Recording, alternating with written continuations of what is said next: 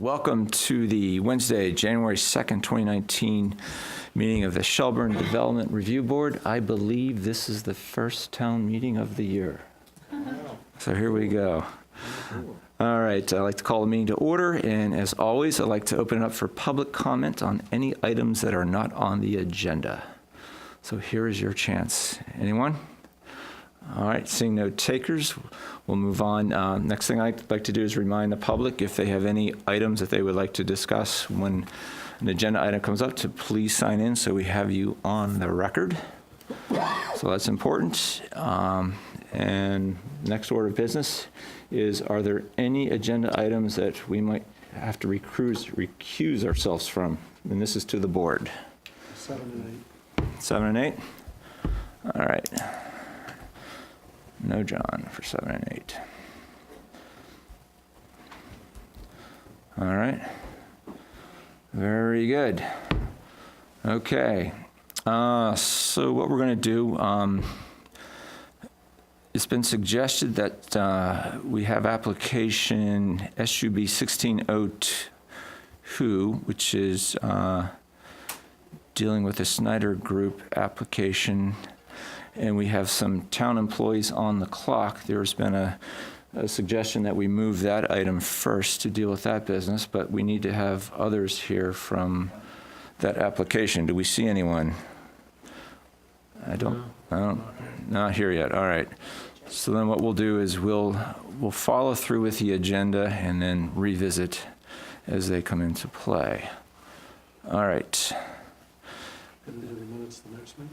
Yeah, so let's talk about the minutes. The minutes were distributed electronically. I don't know if did people. I didn't get a chance. All right, so people didn't get a chance to look at them. So can I make a suggestion?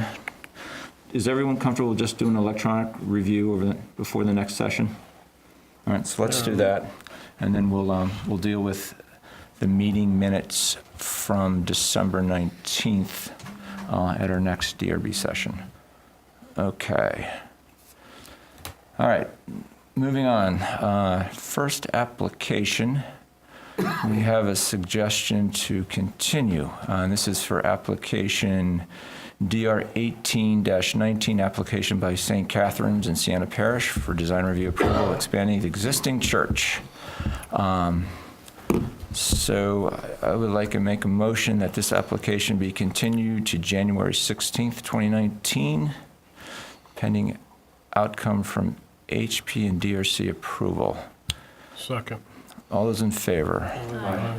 All right, so that is moved to the January 16th meeting. All right. All right, next application is FBZ 17-01R1, application by Clint West for sketch plan review to merge two adjacent parcels. Property is located at 2916 Shelburne Road, is located in the mixed use district and stormwater overlay district. Do we have anyone here to talk about this application? Excellent, thank you. So I was wondering, Ravi, if you could kick us off. Sure. And we can have the applicant then add in. Yep. This is a proposal to merge two lots at 2916 Shelburne Road. The two lots are fairly small. Lot 1 is 0.263 acres. Lot 2 is 0.194 acres. Conjoined, it would be about half an acre. This proposal was previously reviewed and approved by the board in May of 2018, of last year. And so with that approval was form-based zoning approval for conditional use and site plan approval. With this application, the applicant did not file the Mylar in time, and per 24 VSA 4463, and therefore the plat has now expired. So based on that, the applicant needs to undergo sketch plan review and final plan review approval in order to make the plat valid again. But the site plan and the conditional use approvals are still valid and are valid until May 2020. This plat is exactly the same as the plat that was approved in May 2018. No major changes have been noted by staff since then. And from now, I'll defer to the applicant to speak on behalf of this application. Come on up. I have to swear you in. Do you swear to affirm that the evidence that you present will be the truth and the whole truth and nothing but the truth under pains and penalties of perjury? I do. Could you introduce yourself, please? My name's Clint West. Okay, so we have some new members to the board that did not see the original application, so you might want to give an overview so they can catch up. Great. So I'm here, like he said. I basically was about 2 weeks late in filing the Mylar and doing this myself. First time, I just missed it, and that's why I'm here. Thank you. So this is the property. Essentially, it's 2 lots. It acts as 1 lot currently, but on paper it's 2. And it was just to remove the line for the lot merger. No changes. I just missed filing the Mylar by 2 weeks. Any questions from the board members? None? Any questions from the public? My only question, Robbie, is in the proposed language that you always graciously append to the agenda items. You go through all of the conditions that were previously attached to it. So those are important for us to do again, or do they remain in effect? So for example, the classification of it as a minor subdivision, something. So, from our understanding, with subdivisions, if the subdivision isn't recorded, it's treated as though the subdivision never occurred. So we have to impose all the conditions that were originally imposed. Yes, so there can be some sort of reference in the final plan to possible conditions of approval then, but it's better to just redo everything. Yep, no, that's fine. I just wanted to understand why that draft motion language Yeah. was the way it was. Mhm. Yep, no, that's perfect explanation. Okay, I'll make a motion to classify FBZ 1701 R1 as a minor subdivision. Second. Well, and... You want to do all at once? Yeah, Do them all at once? Okay, I'd be glad to. Can I ask a question? Sure. Or just in case. Absolutely. So on the staff recommendations, I just want to be clear. I'm a little, I guess, confused just asking the questions. You know, the number 1,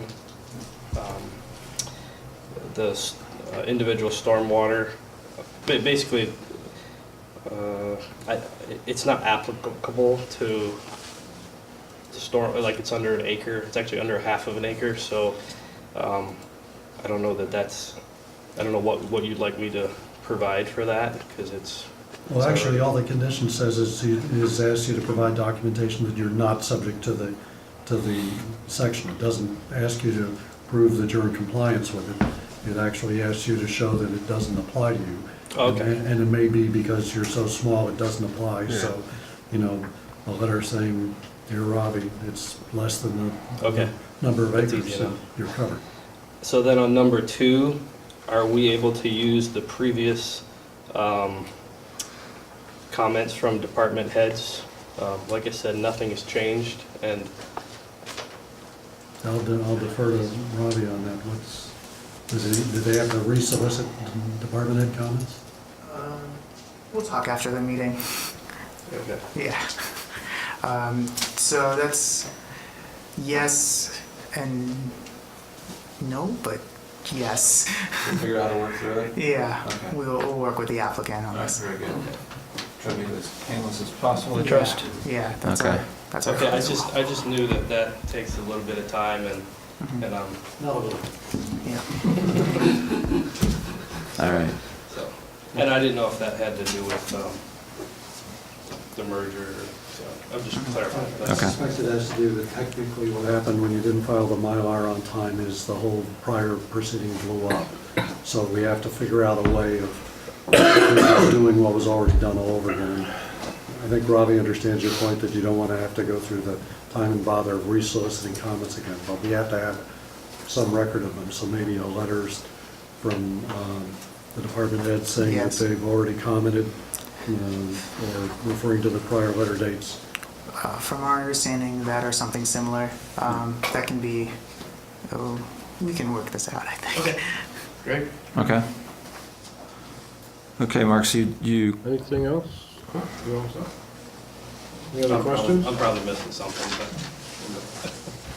So We we got have, another bite at the apple. We're Yeah. just getting started. so you get to finish the monster motion. Yes, you do. Okay, so I would move to classify this as a minor. I would also move to finalize the record and close the hearing for this application, FPZ 17-01-R1. Yeah.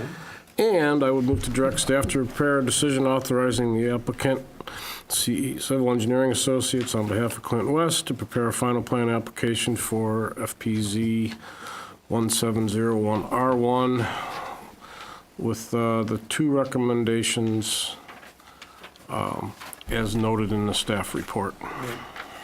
Second. all those in favor? Aye. Aye. All those opposed? All right. There you Thanks, go. Clint. See you. Mark that on your calendar. Yep, note to Start self, the year with the longest motion we're gonna have all year. maybe. All right. Maybe. Let's see, that's Clint's deal. That's that one. All right. Back to the original comment.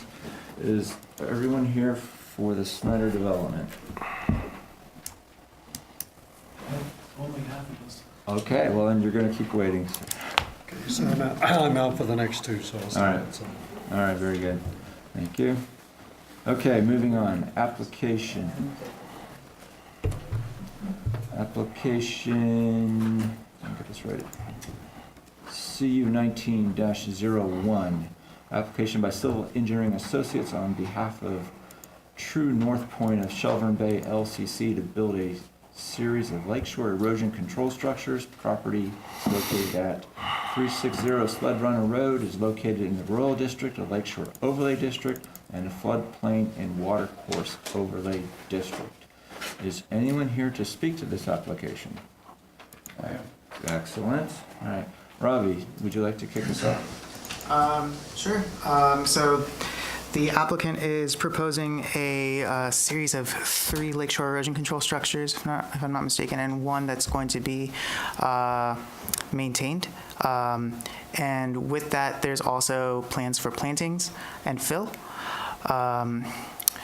Based on our understanding, this is a standard lakeshore erosion control structure application that does require a conditional use review procedure from the board. Let's see, other than providing a project review sheet with a zoning permit, staff does not have any concerns regarding this application. Okay. Mr. Mildick, is there anything you'd like to add? Explain, take us through. If you have questions, I'd be happy to answer questions. But I could I would briefly explain the purpose. Yeah, if you could. Just swear you in. Maybe step up. Minor my other work. Do you hereby swear and affirm that the evidence you give will be the truth, the whole truth, and nothing but the truth under pains and penalties of perjury? I do. Thank you.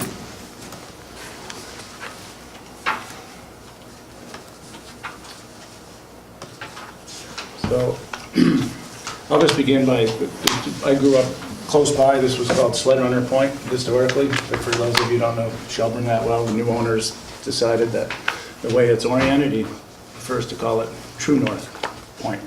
So we have, under fill and erosion control permits in 2005 and 2007, we started stabilizing some weak points in the shoreline that were causing erosion. The point is a really well vegetated point with cedars and pines and beautiful red oaks. And it provides some really natural screening for the house as you come down Shelburne Bay.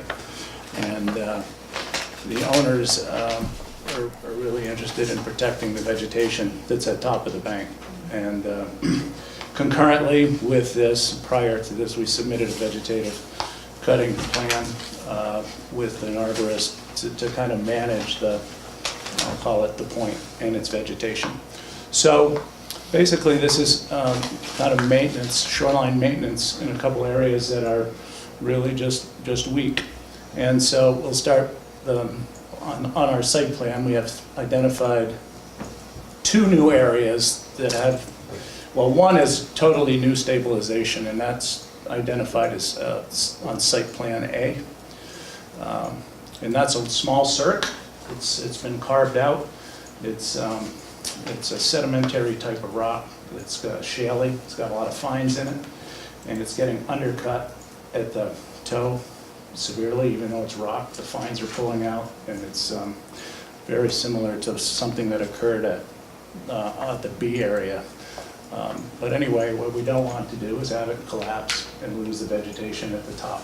So we're really proposing to do about a 40-foot small, 40 to 50 feet, somewhere in there, stabilization with the Whitcomb style.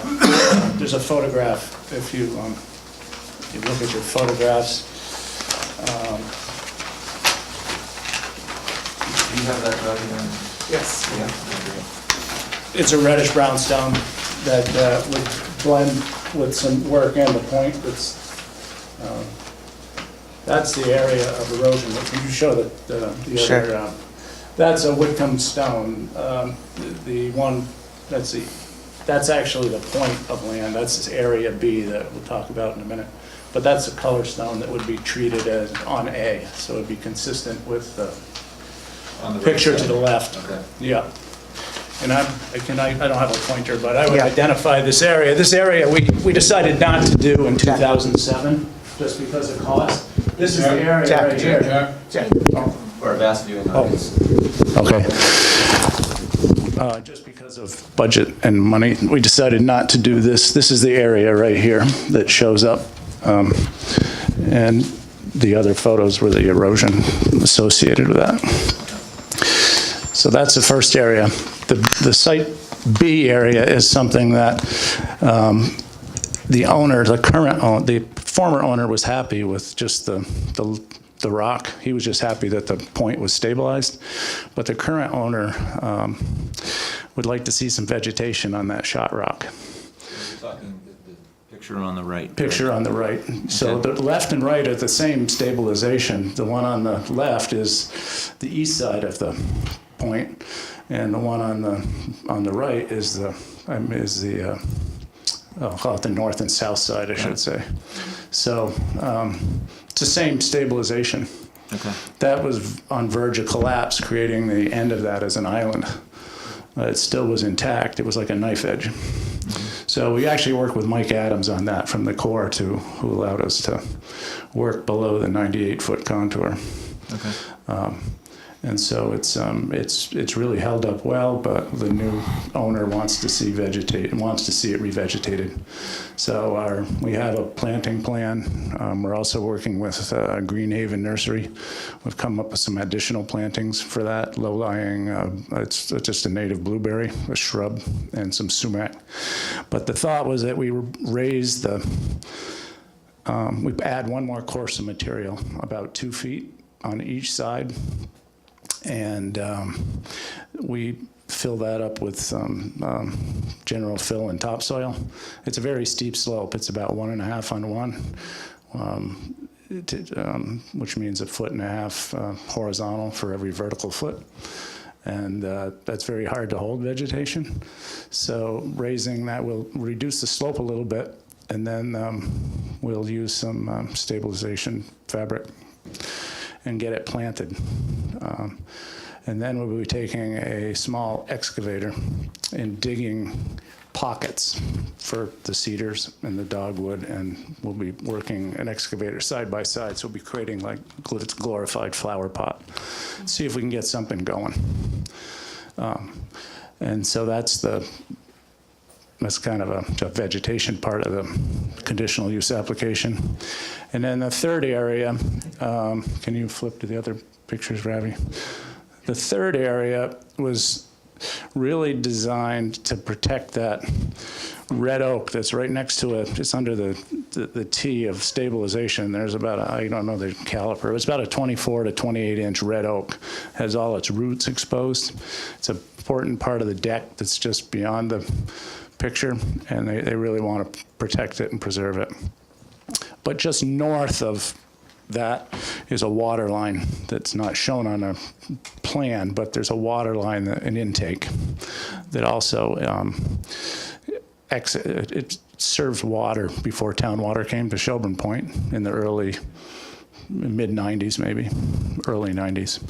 And they still use it for irrigation. So anyway, that's approximately a proposed 50 to 75 feet of stabilization. That's going to be a very low Panton stone, which is gray. And behind that, some of the overhanging vegetation tucked between the deck and the oak are a couple boulders. It just failed. It wasn't built correctly. So we're interested in restabilizing that. And that's basically the project. So it's a couple little pocket stabilizations and a revegetation. And these would be, this would be cut back, these areas. We're not really planning to do any cutting here. We need to cut back, and we prune the roots, and then we put geotextile over in the shot rock. And then we get the surface topsoil seeded and mulched.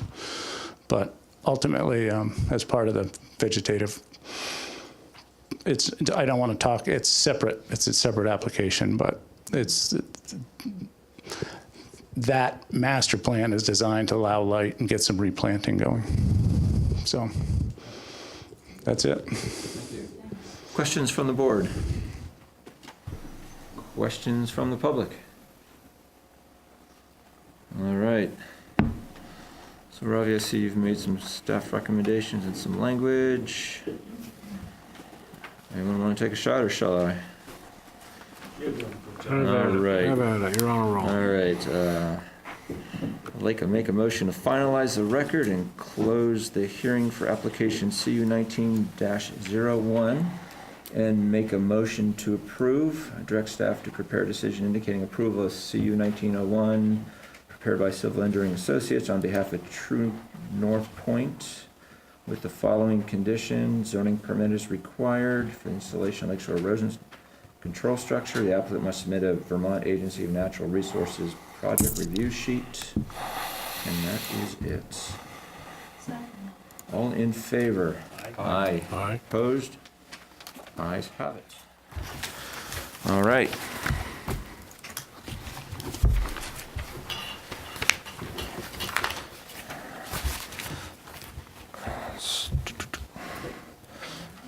All right, snuck that one in, so let me go back. Do we have everyone here for the Snyder application?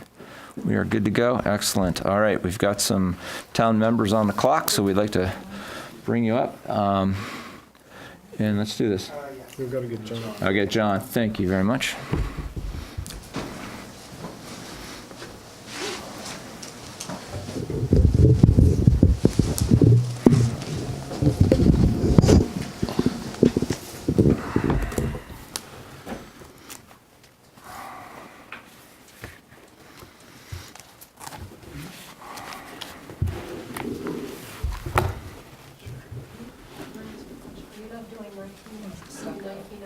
We're going to come back. Yeah. Make a motion to amend the agenda, I believe. Oh, now we can do that. We'll wait till John comes in. Yeah, he's cool with on his chair. He wants to just step out for a second. Okay.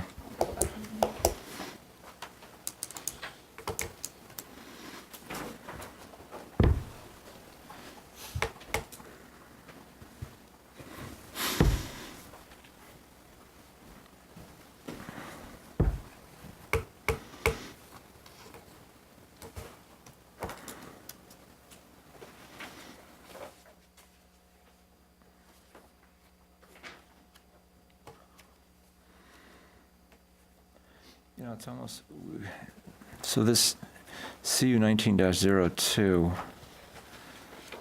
same property. Could be a quick one. What could be a quick one? Yeah. Yeah, let's wait till Lauren comes back. Then we'll send John back out again. Hey, Lauren, we're gonna, come on in, because we're not gonna modify the agenda, because This is probably a quick one. this is probably a quick one. All right.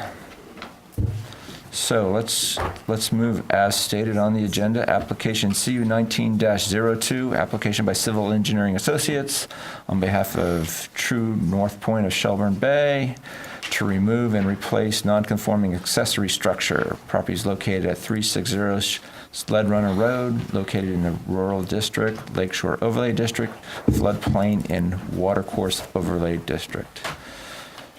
Mr. Milbanks, are you going to speak to this one also? Yes, I am. Excellent. We'll try to get you in, get you out of here. Ravi, you want to give us a high-level quick overview, or? All right. So the applicant is requesting to demolish an existing 732 square foot garage, replace it with a larger garage that's 1,216.5 square feet. Town records indicate that this garage has been in existence from 1980 at least, possibly more than that. The applicant has provided information that shows that this garage has been in existence since 1962. So therefore, we consider it a non-conforming structure, especially because it is within the side yard setback.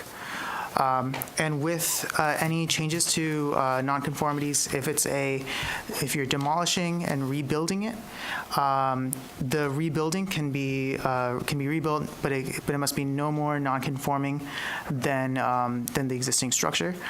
No more nonconforming is defined in section 1920.2I. It's a three-pronged test. It's the building footprint, the floor area, and if I remember correctly, the volume. But it's building footprint and floor area mainly that's not as non-conforming, and staff finds that the proposed new garage that the applicant is proposing is no more non-conforming than what is currently there. At this point, I'll defer to the applicant to speak. Okay. Mr. Milbanks, anything you'd like to take us through high level? Well, More it's an detail? excellent summary of our application, Okay. by the way, and it's really as simple as that. We did make, the one thing that I know you don't have, and I thought there may be a question, you have the architectural drawings that were prepared by Truex Cullens. We didn't provide you any information what the building looked like before we're tearing it down. So I know this is a little late, but I thought you guys might like to see it. You want to add that to the record? If you can, if you can't, then don't look. We can do that. Okay. Love the color. We love the color. The whole place was that color. It matched the main house, but no longer. Okay. Basically, the building was ordered through Sears or Montgomery Ward back in the day. It has a slab that's really in rough shape. It's not, and it provides, anyway, and there's no footings for it. So it's in good, they put a new roof on it prior to the sale of the property, which was in 2015 or 2016, the former owner. But the new owner is finding that the space isn't really adequate for what he'd like to use it for. So he'd like to actually, he likes the location. The location is important because it's surrounded by driveway. It's already, he doesn't really want to change grade. He wants to keep it at the same level. There's utilities there that enter into that building, and it's used as an electrical connection room. And he wants to continue that use there, so he really like it in the same spot. To make it work, to put the square footage, so it's no more, it's a pre-existing non-conformance, so to keep it from not becoming more of a non-conformance, we actually had to pull the building ahead. So we're actually moving away from the property line so that we can maintain the same square footage of nonconformance.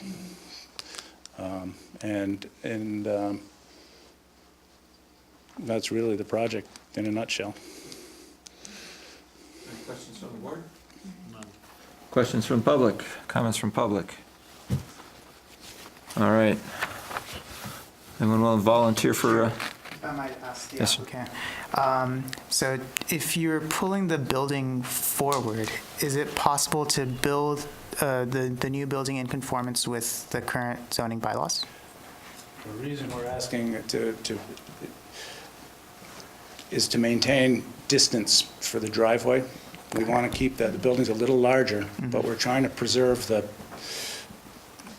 width of the driveway, because you pass this building on the way to the main house. If you wanted, do you have the overall plan? Yes. I could just show you what I do.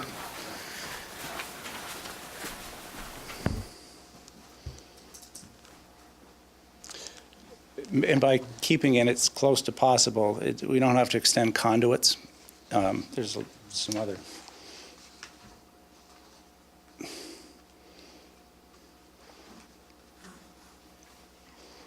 So it's a little hard to see, and whoops, I'll grab the mic.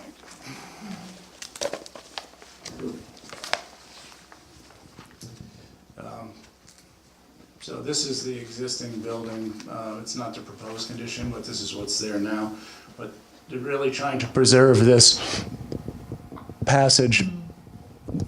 This building will be it's a little wider, and so we're trying to keep it back. That's sort of the purpose. Thanks. And we've got the math and the plans that demonstrates it's no more non-conforming, correct? Yes, the map is in there, as well as the site plans that are all included up there. Thank you.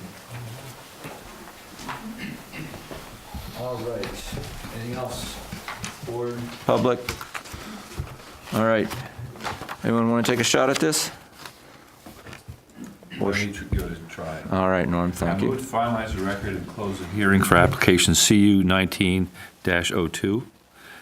And I'd further move to direct the staff to prepare a decision indicating approval of CU 1902, prepared by Civil Engineer Associates, Inc., on behalf of True North Point of Shelburne Bay, LLC, with the following condition: a zoning permit is required prior to any land development pursuant to section 2010.1. I second that. All those in favor? Opposed? Ayes have it, approved. Thank you. Okay. Now we gotta get.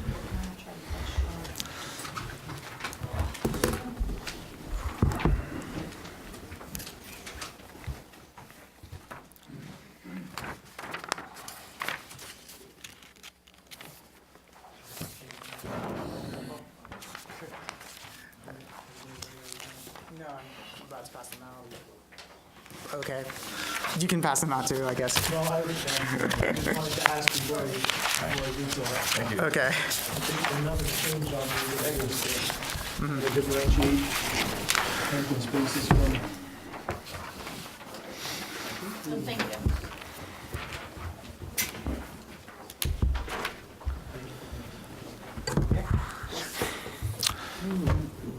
All right. Next on the agenda, application SUB 16-02, application by Lamore and Dickinson Consulting Engineers. Did I pronounce that right? Lamro. I apologize. On behalf of Snyder Group, for final plan review for proposed 91-unit residential planned unit development. Property is located at 5760 Spear Street. It is in the residential district, the stormwater overlay district, and the floodplain and watercourse overlay district. All right, so we've seen this over the many months, quarters, and years. So this is the final. So I guess, like Rob, I'd like to turn it over to you. Maybe take us through a high level of if anything that we should be extremely focused on versus what we've seen prior, and then we'll go to the applicant. Firstly, thanks to the applicant, you have those color plans. Those color plans are the same exact as, I believe, sheet number 1, as provided in your packets. The difference is the color.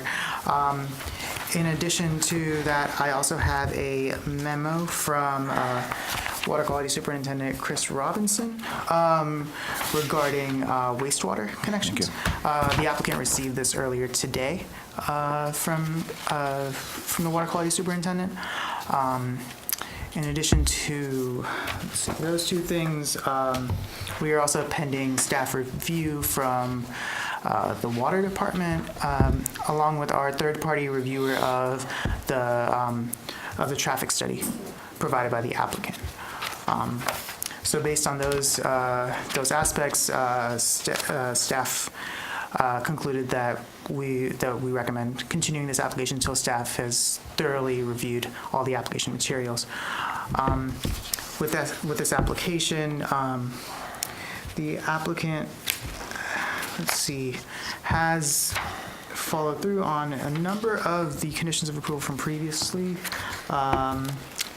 Some things to note are, from staff's view, are the footprint lots, and which is something that must be approved by the board, included in the decision, of course, but is also something that can be discussed with the applicant regarding secondary building envelopes, accessory structures, because staff foresees that future homeowners might want to build a shed or any type of accessory structure, and facilitating that might be useful at this point. Robbie, at a high level, Yes. what's the most efficient way of doing this? Should we discuss matters tonight that you think are pretty well ready for discussion, or should we do it all at the continued meeting if that's what the staff recommends in light of the fact that there are some comments still outstanding?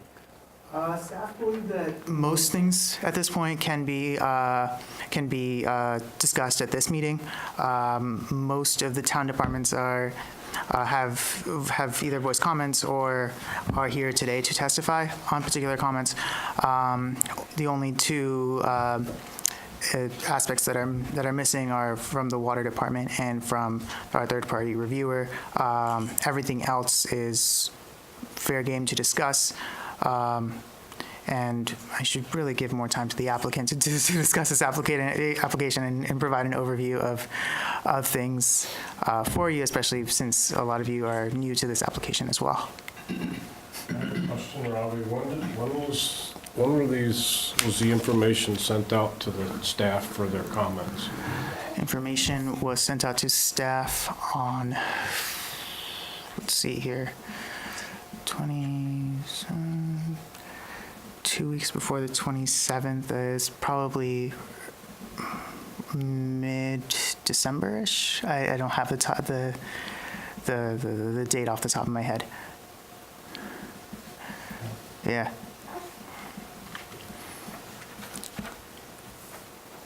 So the suggested process is to let the applicant give us an overview, and then we can go through the comments that you filed and ask questions, and you or the applicant can address them as appropriate. Yes. Okay. Anything else on the board? All right, applicant. All right, let's stand up, swear you in. I trust you're signed in. All right, do you swear and affirm that the evidence you give will be the whole truth, nothing but the truth, under pains and penalties of perjury? Thank you very much. Could you introduce your name for the record, and then... Chris Snyder with Snyder Homes. Thank you, Chris. Andy Rowe with Landon Dickinson. Thank you, Andy. Thank you very much for your time tonight, and I appreciate a couple of board members have been here through the longer process, and some of you have not necessarily been through all these, but hopefully the information as provided through the packet and the applications is helpful. As we mentioned, it has been a long but necessary process in developing a successfully designed neighborhood in this location. We originally submitted our first sketch plan in February of 2016. We had several meetings, including a site visit on the property. And in general, I would say that there have been improvements throughout the neighborhood and throughout time to improve the neighborhood design. I believe that we've addressed most of the concerns of any neighbors along with staff throughout the process and feel very confident in the current design. We did receive partial findings on the layout and of the many necessary permit requirements in December of 2017. Unfortunately, we could not move forward at that time because of the water storage and capacity challenges between the town of Shelburne and the city of South Burlington. We are glad that this was resolved last summer and that the DRB provided us with the final preliminary plan approval in October. As Ravi mentioned, we have incorporated the changes noted in the approved findings of fact, and then we did submit a application on December 11th, and the cover letter associated with that application to review it reviews all the items that were incorporated. We have reviewed the staff report. We have also received a couple of notes from the staff, one from Public Works, one from water, wastewater and water, stormwater, which we received today. And the water department, we did receive water allocation back in July. So I'm not sure if there's any other comments or changes that are going to be required. We understand that the town is also awaiting a response from the Regional Planning Commission regarding the traffic information. We had previously provided that. They had some comments. We provided responses, and we're waiting for the responses to our responses. So that's really what we're waiting for at this point. And we're here to walk through the neighborhood. If you'd like me to, I can do a general overview, or we can get into details. And because many of you have not heard the application, I'm not sure what we'd like me to do. Just general overview for the new board members, because they will be voting, so Yes. they need to understand what they're voting on.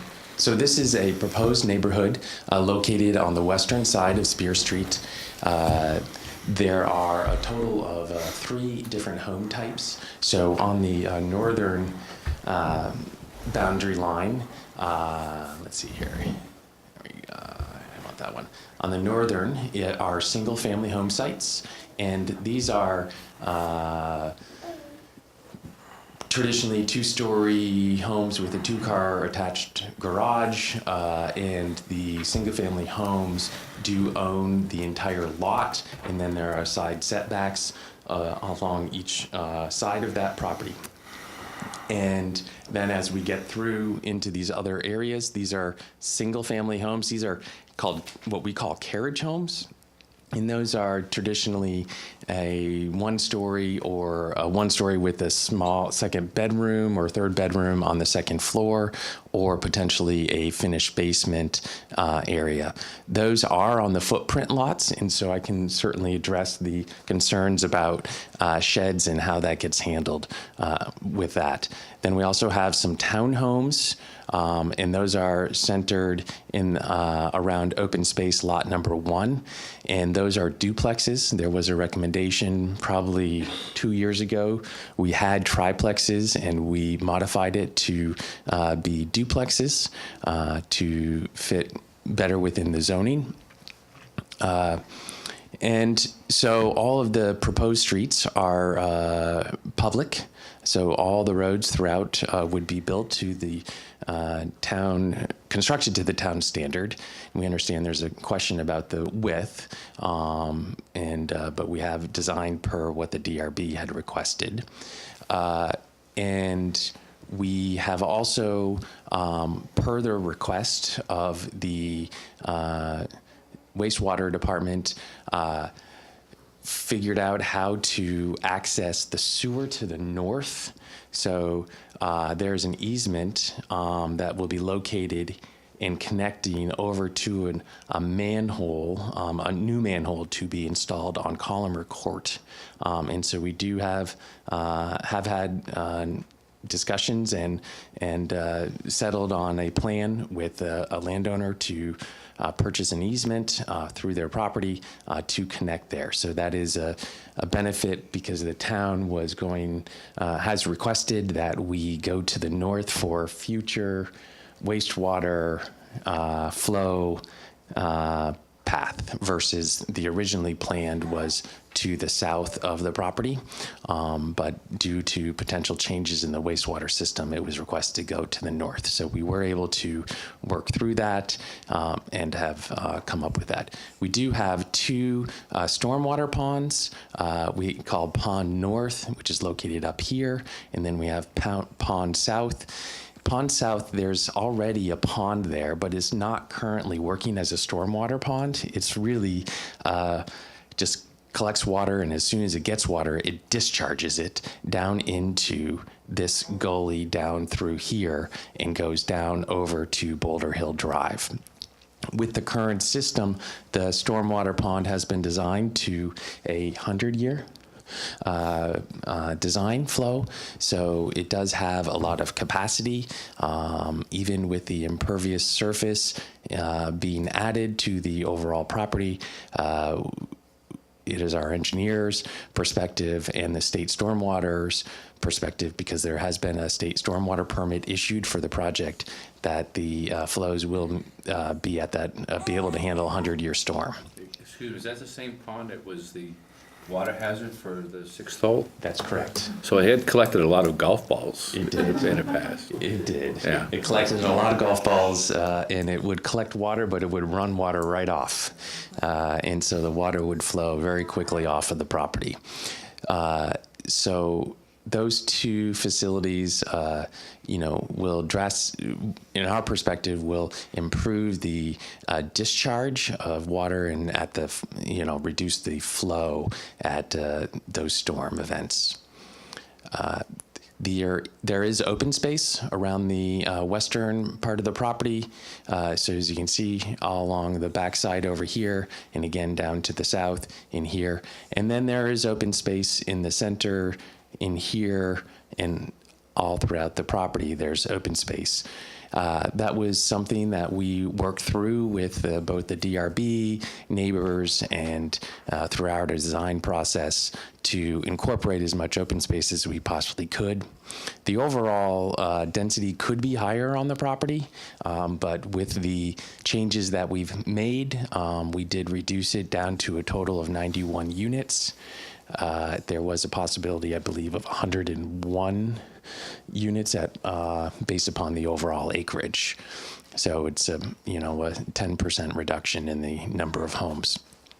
In terms of specific questions that came up about the footprint lots, so carriage homes and the townhomes, they essentially own the land directly underneath the home, and then the land around it is owned by the master association. And the master association regulates what can be done or not done outside of the footprint lots. And so if you live in a carriage home, there's no shed. It's owned by the association, and the association would have to determine that a shed is necessary and that it would have to be requested by the overall association, not by a single homeowner. So if the shed were put there through that process, the shed would actually belong to the association? That's correct. That's correct. Because the property owner owns no property beyond their exterior walls. That's correct. So then how does that work with setbacks? Because like side setbacks really are like huge, because it's all like one big parcel, is that correct? Or, I'm not sure how that would work. So there's a separation between the buildings, and you could not go outside of the building lot. So if somebody wanted to put an addition onto the home to any one of these carriage homes. Carriage home is actually each carriage home is on a lot. They just Yes. don't own the land except for what the house is on. They own just what's the house is on. The house size, that's right. Floor ownership, Yeah. And that's the footprint. There's a lot associated with that house. That's what I'm trying to. No, the So property there is- around the lot is owned by the association, not by the homeowner.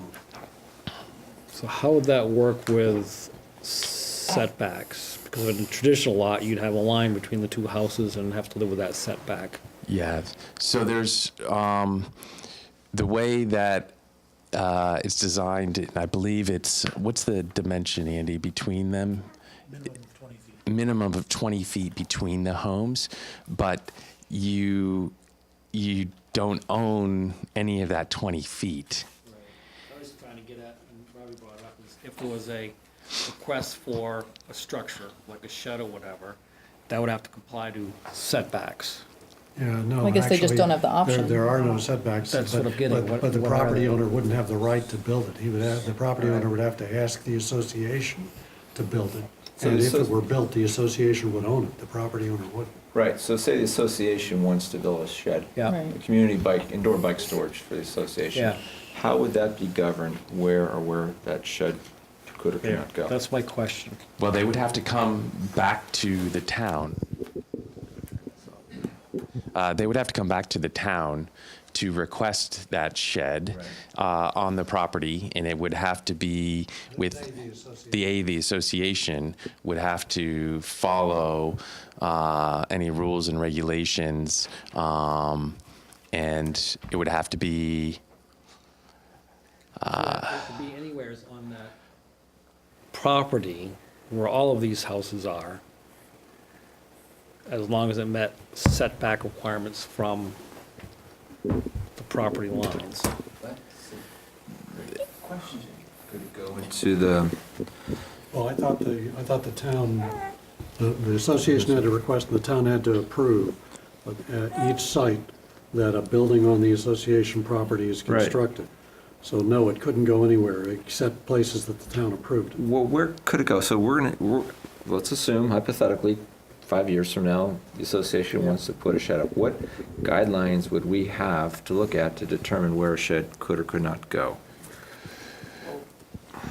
With something like this, it would be the building envelopes. Under 1930.4, 0 lot lines, building like footprint lots, these types of flexible internal lot lines for PUDs are allowed so long as they're included in the approval by the DRB. And so usually with PUDs like this, when the permitting process goes through for those carriage lots, for those two-family dwelling houses, it's going to be permitted as within an existing building envelope, essentially.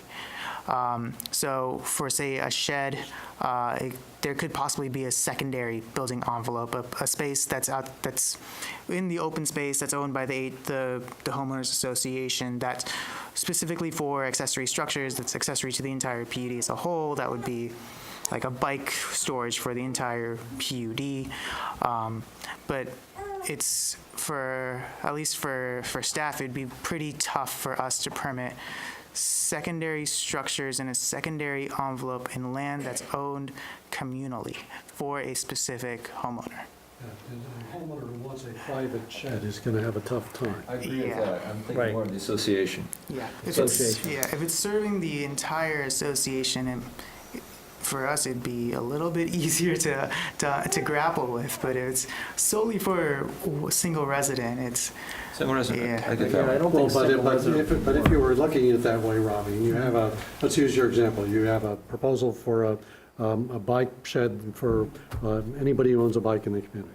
So the association comes to you and says, we want to put a bike shed. Where can we put that bike shed? And the answer would be, the building envelope in effect that you would look at would be defined by the community property. yeah. It would Yeah. exclude all the privately owned. Yes. So Yeah. So there would be a building envelope from which setbacks would apply, but it would be the association property. The setbacks wouldn't apply for the building envelope. It'd be treated just like the footprint lots, essentially. Because so like with something like this, the setbacks, you just apply for the periphery. really. The internal lines are 0 lot lines, but the periphery is what's, the periphery buffer is what really counts in this case. There's the periphery buffer, and that's There's everything And then inside. there's everything inside. everything Okay. inside. Yeah. And as you're doing the 20-foot separation between carriage houses, would that be used as a guideline on where, that's what I'm trying to figure out. That's up to the developer. Yeah. The separation between the houses, that's a design feature. Right. Which is 20 feet sideways, it's actually 25 feet from the front. Yes. So that's really how they've indicated it. That's not statutory, that 12 feet. Nope. Okay, so you can see that we're kind of struggling, we're thinking ahead on what could happen if the community gets together and says they want a structure that's going to be communal for everybody to use. So we as a DRB, it's going to come in front of us, and we're going to have some rules that we need to see, or the, Would it come in front of us, Robin? I don't think it would. It really depends. it's a change of the plan here, isn't it? Yes, so it depends, because there are no, I mean, the way I see it, there's no other places for buildings to occur. It really depends also on the open space agreements. It depends on whether the open space agreements make allowances for these types of structures, where these structures could exist if they design an open space agreement as such, if there is a specific building envelope for these types of things already included. If not, then standard procedure would be some sort of amendment process in front of the board to include inside the plan, inside this PUD that exists in itself by itself for this secondary envelope. Would there be language in the homeowners association documents, or in the open space agreements, or both? Both. Wouldn't it kind of depend on what your goal was? If your goal was to get the board involved before any construction, then no language is better. If there is language there, then whatever the language authorizes can happen without the board's involvement. Yes. Technically, yes. So you have to think carefully about what language you put in. If the language says go to the board, then more language gets people to the board. Yeah. But if the language says, under these circumstances, you can build sheds in community property, then it doesn't go to the board. But might I warn as staff, for something like this, we don't want to be arbitrary and capricious to have the applicant for a shed go through the board every time, especially if there are 91 homeowners. Right. So, and again, it comes back to, well, wasn't this foreseen at the time the permit was put in front of us, so why should we grant an exception? So I think what the board said, we're trying to think ahead for the people that are going to live there. Would it be appropriate that maybe some language be crafted by the applicant to say, here's areas where accessory structures might be reasonable? Because I can just look at that and say, okay, there's spots in there that's in the common land. Well, Then it doesn't have to come in front of us. right, and if that's the goal, to have a process which reduces the number of cases that come in front of us, that's the way to handle it. Yeah. The question is, how prescient do you feel you can be about what you're going to want and not want to come before the board? And there's no right answer to that. It's just an interesting issue. It also has a lot to do with, if these guys have the crystal ball in their back pocket and know what they're going to want to do, the homeowners association's going to want to do 2, 5, 10 years from now. Maybe my question would be more like, is there a vehicle in place now that should this come up, association wants to build that bike shed, that it can be addressed? I think sorry. Assuming that the board was interested in taking such an application up. In the future, the land owned in common that would be eligible for a secondary structure, or that might possibly be eligible for a secondary structure, Is right there. would be this lot here, the inside of the loop.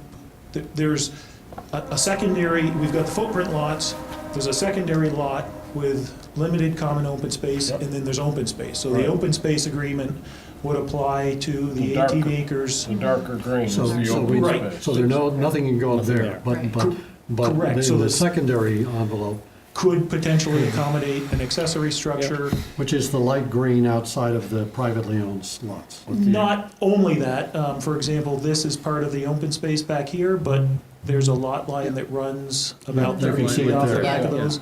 That's an area where that accessory structure might be appropriate. I guess it would be up to the board and Revy on whether or not, even if we made sure that the open space agreement in the declaration potentially allowed for secondary structures there, whether you would still want that to come back.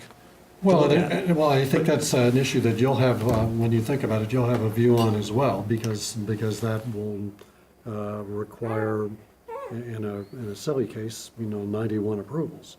And, it may well be in no one's interest to have that process. So the question is where between 91 and 0 do you end up? So we've built several neighborhoods like this with footprint lots, and over the last 20 years, I've never been asked to go and have a shed built on the limited common element property. People understand that they own the lot, and then there's a limited common area right around their home, and then there's open space. And the intention is not to allow that to happen, because it has and it's set up so that there would have to be 91 or probably 75% of 91 would have to approve of that location. So it's going to be difficult to. And The homeowners association. via the homeowners association. And I think it is not in our intention to allow for that, because it would, in this particular instance, would negatively impact 1 or 2 or 3 people's homes, and that's not our intention. Hash that one through. Yeah. Awesome. Thank you. Thanks. Where were we? So that's footprint lots. Okay. And what happens where there are footprint lots, the property around the homes is owned by the association and also maintained by the association. So as a homeowner there, you pay an association fee, and they come and they plow the driveway, they shovel the walkway, they mow the yard, they take care of the landscaping, because we sell quite a few of them, especially in the wintertime. And the plantings, in almost every case, are, except for maybe a foot around the perimeter of the house, is owned by the association. And so they really have the responsibility to maintain the quality and appearance of the overall neighborhood. And it does help alleviate from what I need a shed, because they don't have a lawnmower, they don't have a snowblower, they don't have any of those parts or pieces that you might have. Now, the single-family lots are different, and the way that we've set this up is that if you want to have that, and you want to have a shed, then you would have to follow the guidelines, and you'd have to come in and get an accessory structure approval by the DRB for the single-family homes. It'd just be you? Okay, it's administrative. Okay. Yeah, accessory structures are generally administrative unless there are certain conditions for particular approvals. But in this case, it would just be administrative. Yeah. But there are setbacks, and so that would preclude somebody from going outside of that. Yeah, that probably wouldn't be something we'd consider. It's been done. The structures also have to, because it is within association and those single-family homes are within association, we do also require approval by the association for any accessory structure as well. So it would have to get approval by the HOA before it even came to Revy or to the town for review.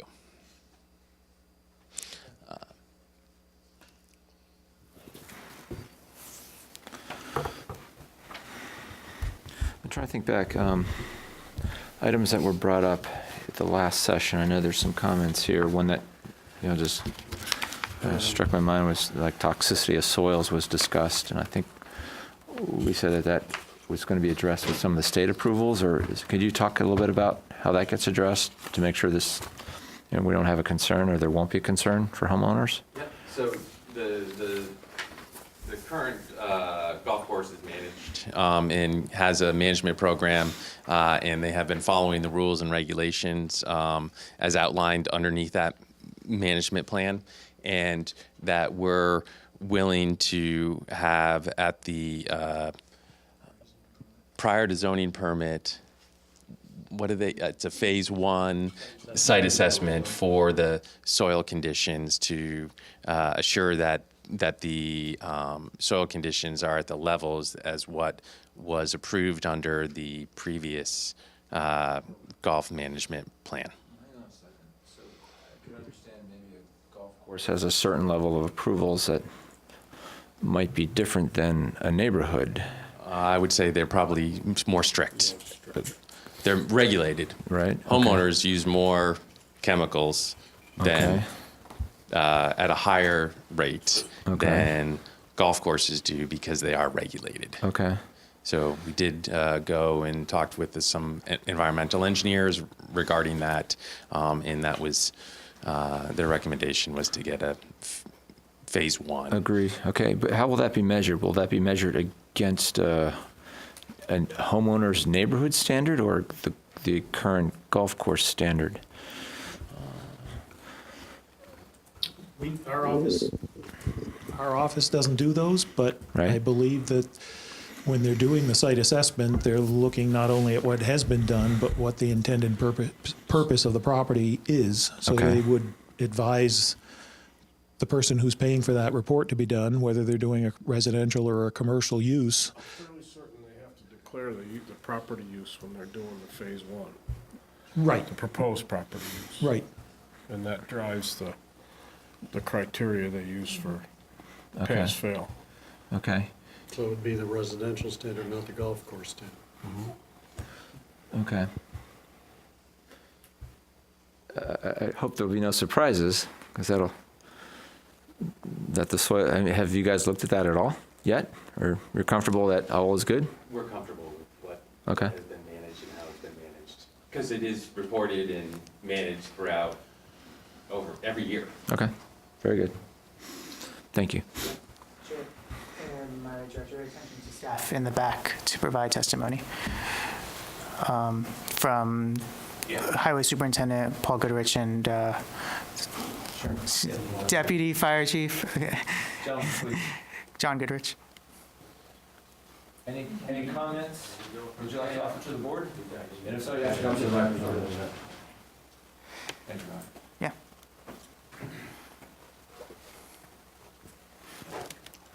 Paul Goodrich from the Highway Department. You need to swear in. Yeah. You swear to tell the truth, the whole truth, and nothing but the truth under pain and penalties of perjury. I do. Thank you. So the only problem I got is the width of the road went from 28 feet to 26 feet. Okay. And why that happened? With the highway specs are 28 feet. Okay. I don't have an answer why that happened or how it happened, but the town's requirement is 28? 8 feet wide. Okay. And their last report I got or heard was 26 feet. 26 feet doesn't quite cut it with snow plowing and everything else. My recollection is that there was a conversation, correct me if I'm wrong, Chris and Andy, that they were talking about one of these interior circles possibly being a private road? Is that a Yep. true statement? And I remember there was a lot of discussion about, we had the sidewalk discussion and alternate facilities and so forth, but I think we agreed that there was some discussion back and forth, and I think there was some testimony from some other people, recommending that we narrow up the roads to try to decrease the impervious areas, and that was a compromise. But do you guys have any recollection of that? So with our preliminary application, we had we had a private street proposed here Right. at 24 feet wide, and everything else was a public street at 28 feet wide. Right. And the point was made, why not make that a public street? Because homeowners may come in and petition the select board down the road for it to be a public street, with that being the only one in the neighborhood. And both Paul and Jerry, the fire chief, were here at the last preliminary hearing on the partial findings, and there was discussion with the board about street widths in general, and I think there was a desire by some on the board to have less impervious surface, meaning a narrower street, and the condition of approval from the board at the partial findings was all streets shall be public and they should be 26 feet wide. So that's what we came back with. I might step in about this. So back in November 2017, during the partial review, this issue came up. Again, Paul testified, John Goodrich in the back also, I believe so. Jerry did, yeah. And so the fire chief, Jerry, we met. So testified as well regarding this. Remember, you actually raised this comment back in the minutes in the meeting, asking them, like, what are the road widths of local residential streets? Are they 28 feet? Are they 26 feet? This was asked by you, the then chair, and a number of other board members as well. So what are the specs of residential streets in general? Are they all 28 feet or not? And based on my understanding, this was the conclusion the board made, that not all residential streets are 28 feet wide, and therefore doesn't necessarily have to be, because the 28 feet wide thing is Section 3 of the Town Public Works specs. Type 1 roads must be 28 feet wide with the curb. And from my recollection and understanding, the board understood that that's not necessary for this type of residential development. However, the board at this point in time may change its mind, of course. Did we talk about parking? And trying to plow snow, I'm trying to go back and remember what the discussion was. It's plowing the snow. And Yeah. getting fire apparatus around. Right. We're looking at lines. 24/7, no matter the snow, wintertime, cars still park side the road. Yep. Yeah. Garbage cans, cars. I recall the discussion about, if you had a private guy plowing this road and then he's pushing snow out into Paul's Road and then they're out there duking it out at 2 o'clock in the morning. That wouldn't be pleasant. So am I right in understanding that the net result of the prior meeting was that all the roads were going to be 26, so that means there wasn't a private road in that circle?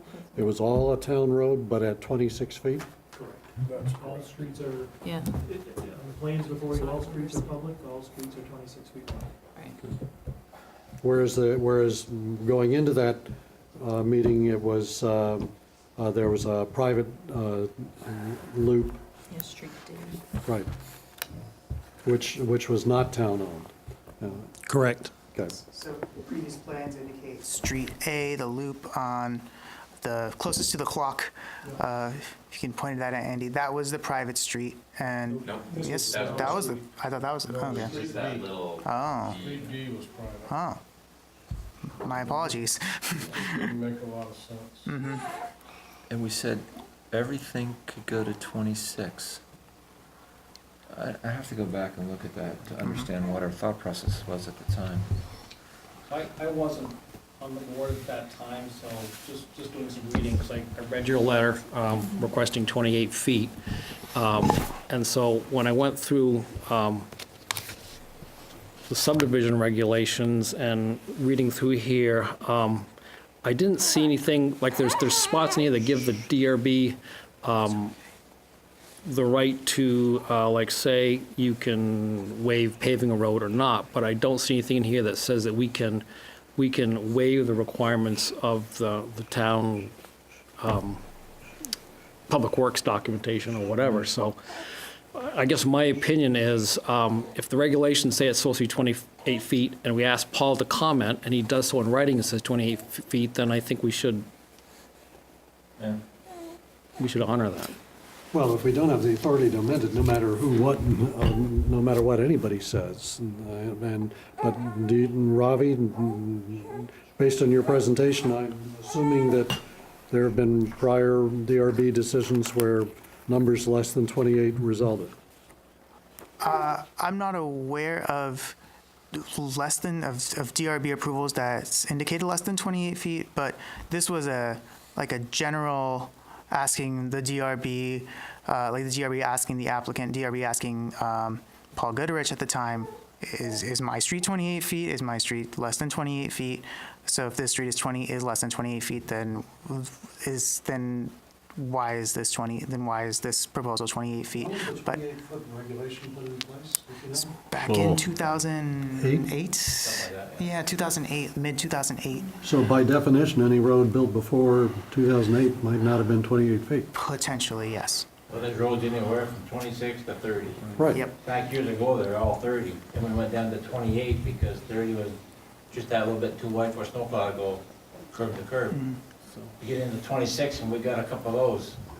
You gotta back out of there if you got a car in the way, because you can't get by the car in the mailboxes and whatever.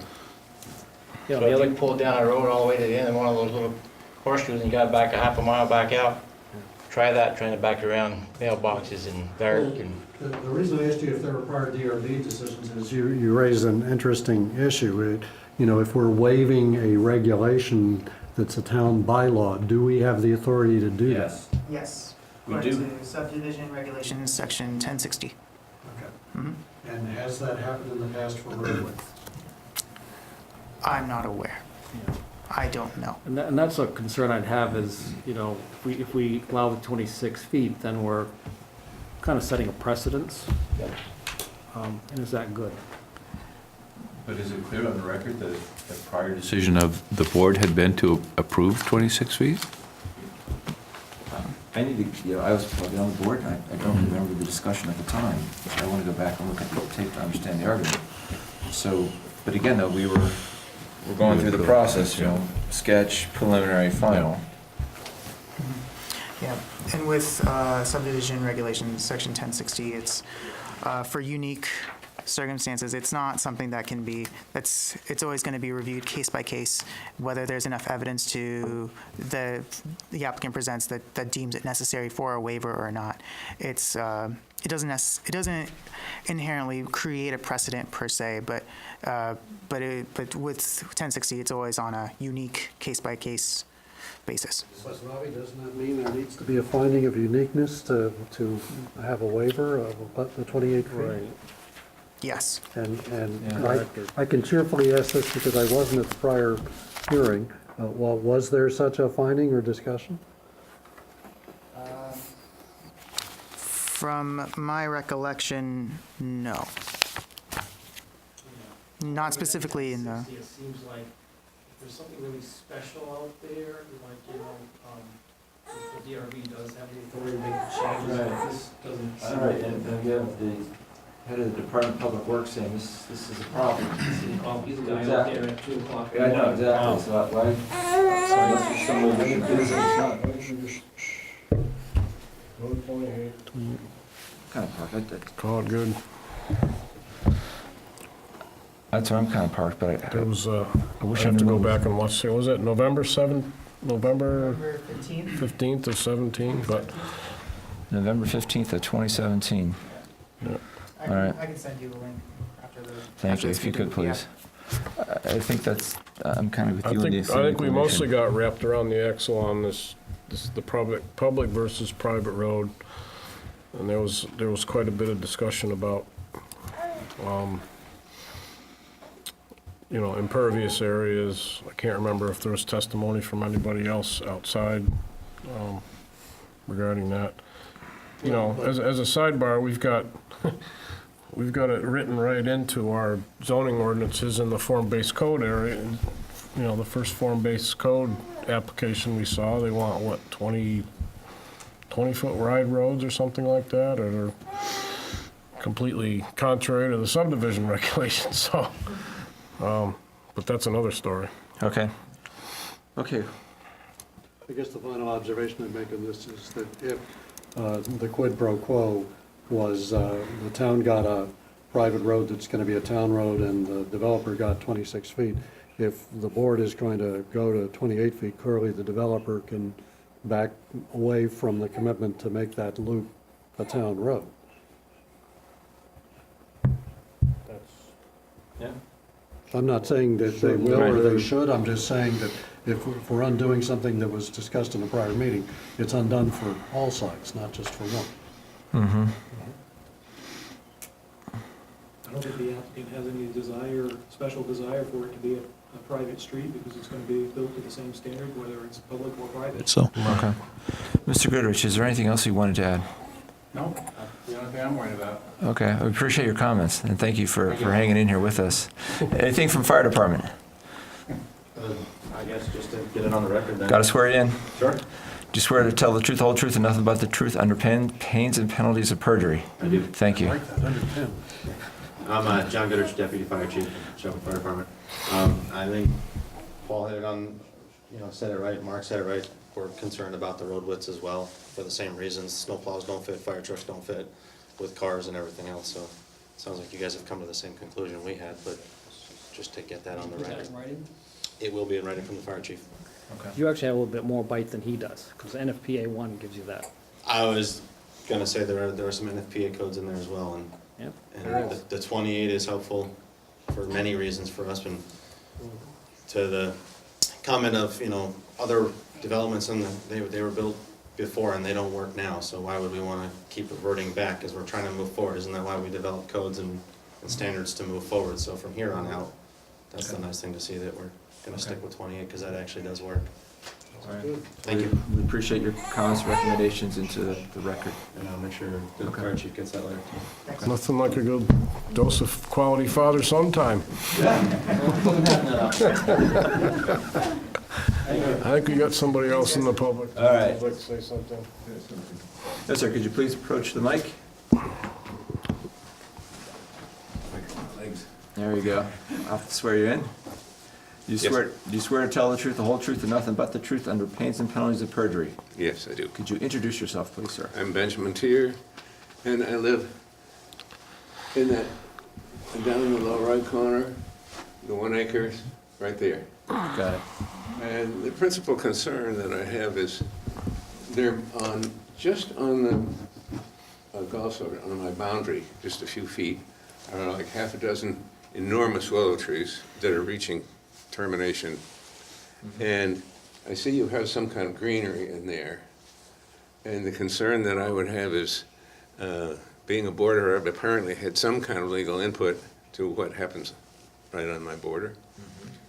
And my only comment would be that when those trees are gone, or if they're going to take them down just because they're in the way of construction or something, they're dropping branches and things all the time. Right.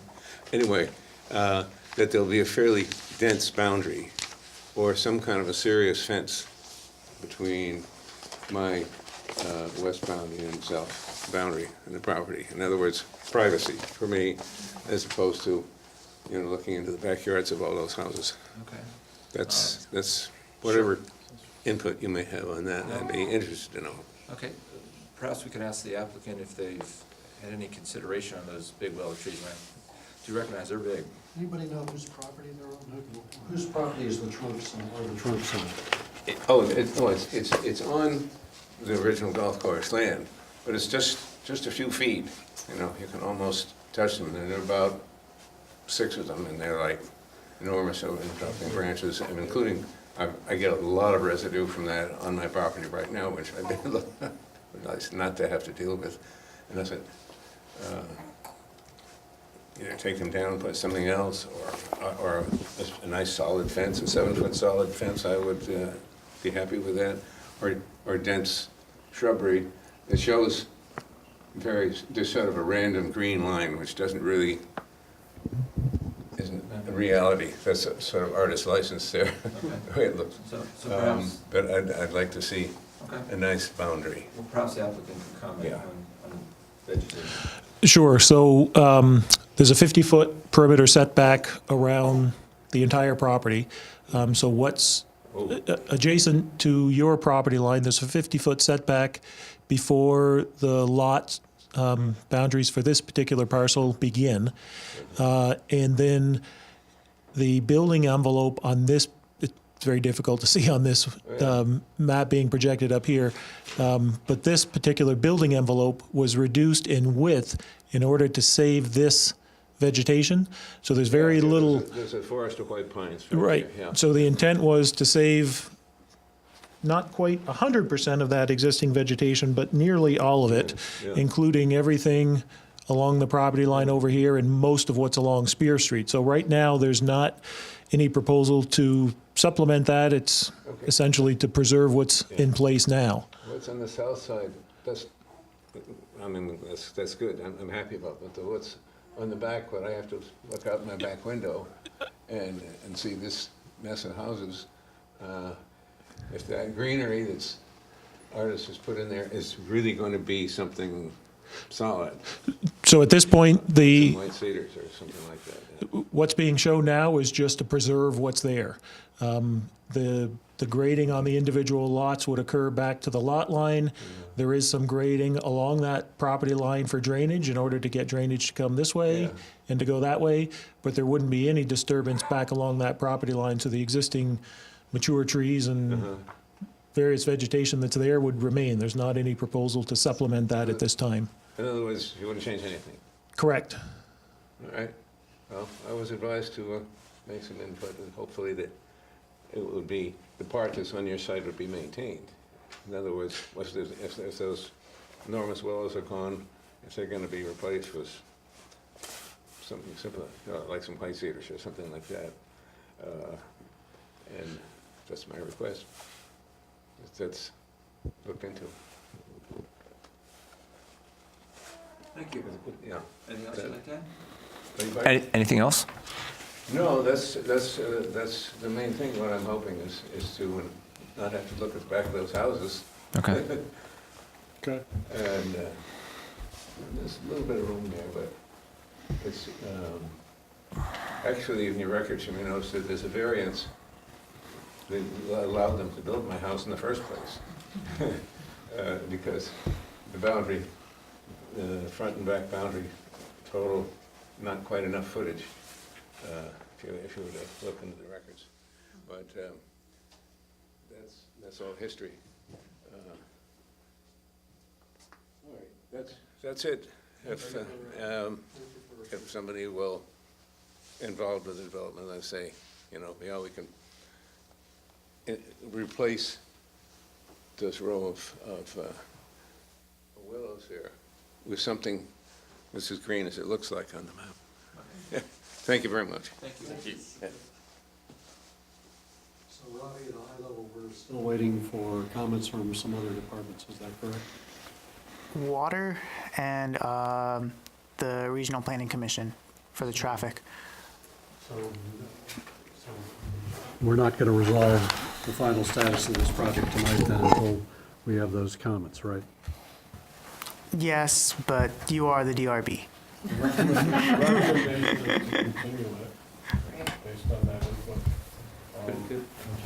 I think most importantly, we got this back from wastewater, stormwater. I have a question, I'd just like to bring it up now, that on this letter from Mr. Robinson, there's a discussion about the town is taking ownership of the pump station, so it has to meet the conditions. I was under the impression the town was no longer taking ownership of pump stations, but maybe I'm misinterpreting that, but. If this was discussed in front of the Water Commission, it wasn't at a meeting that I remember. Okay. Yeah, I don't think that would be in front of the Water Commission, it'd be wastewater. Oh, you're right, sorry. So, does the applicant, you had a chance to review this? You guys all set with what they're talking about here as far as the? We got it today, looked at it, and I would like to have we would like to have a meeting with Chris to just go over some of these Okay. details.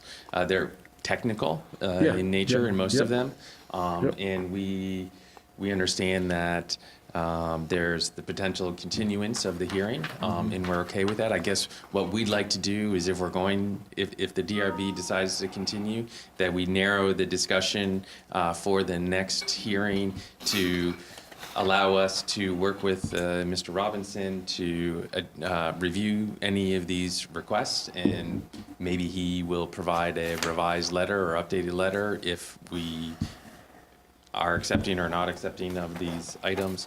The same would be true, I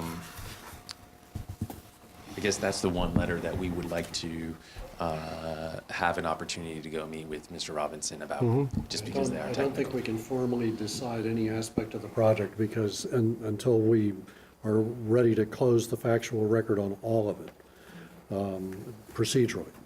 So I think continuing it means everything will be open because because we won't have a deliberative session and actually decide everything. But that's exactly why you'll be able to produce, if he offers it, a new letter or your rebuttal to his letter on the elements that we're all reading for the first time today. But yeah, there. Can I ask a question relating to the 26-foot, 28-foot issue? After you were advised by a previous indication from the board that 26 feet would be acceptable, had you relied upon that to your detriment in any way? And if so, tell us how you relied on it and how that's impacted on your current status.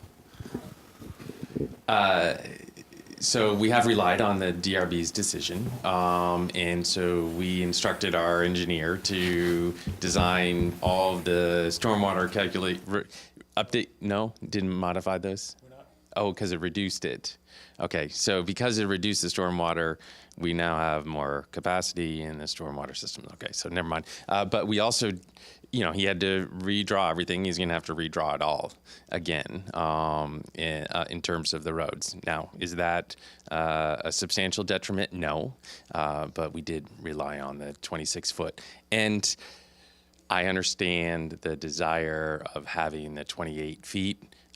It is also a residential neighborhood it's not intended to be a thoroughfare. So I think there was a lot of discussion about that.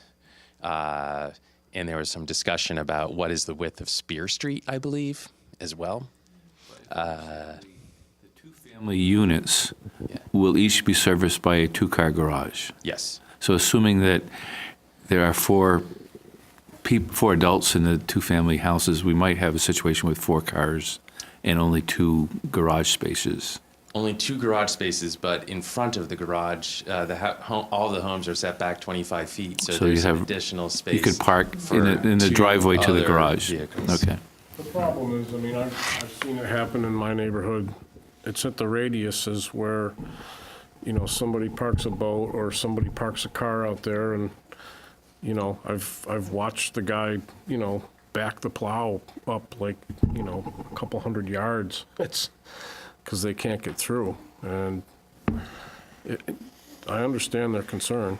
I think there's a bigger picture. There's a contingent of people in town that want to try to minimize the impervious areas and minimize the size of the streets, and it's a trade-off. And It's starting to come back to me now. So, Ravi, I suggest if you could send out the link to that meeting to the board members. Yeah. I don't want to comment because I don't want to bias anyone. As the applicant said, it was quite a lengthy discussion about this, yeah. All right. Okay, Okay, we talked about the roads, we talked about dirt. We got comments from Public Works as well as Fire. We've got input from wastewater. What else do we need to know about? Are there any issues that you want to raise, not necessarily based on tonight's conversation, but things that weren't said or perhaps understood at the prior board meeting that you want to emphasize to those of us who are newbies and weren't there for chapter 1? No, I think the board conditions from the prior preliminary approval were fairly straightforward, and we thought we had addressed those. One comment from Chris that we would like to sit down and look at with him, and hopefully the board is comfortable approving something that is contrary to the public works specs, because he's asking for a submersible pump station. His request for a submersible pump station is fine, we'll discuss that with him, but the pump station we had shown on the plans does meet the public works specs. It's what's shown in there. He's asking for something different, so we'll talk about that with him.